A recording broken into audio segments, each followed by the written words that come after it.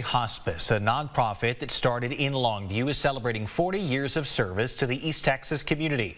And as KLTV7's Jamie Boyum reports, they hope they're just getting started.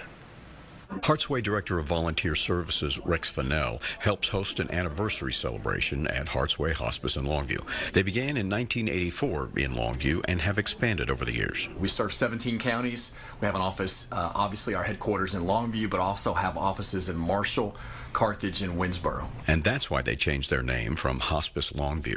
Because we didn't want there to be any confusion about the areas that we serve. They serve the hospice appropriate, those with 6 months or less to live. And as opposed to typical health care where you're treating the disease, we're treating the symptoms, making the individual as comfortable as possible, taking care of any pain issues, nausea issues, any GI issues, making that individual absolutely at peace and as comfortable as possible, so whatever time that they have left, they have a good quality of life. He also believes that some nonprofits don't last 40 years, as HeartsWay has.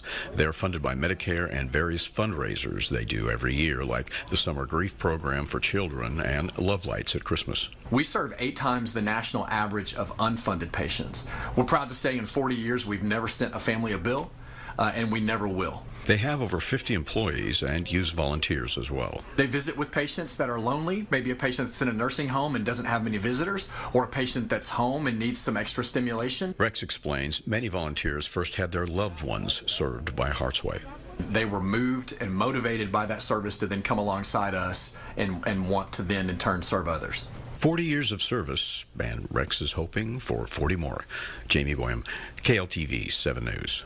And we congratulate them. HeartsWay's next event is Love Lights at Christmas. That'll happen December 7th, where luminaries representing loved ones will be set up along a path at the Longview Arboretum.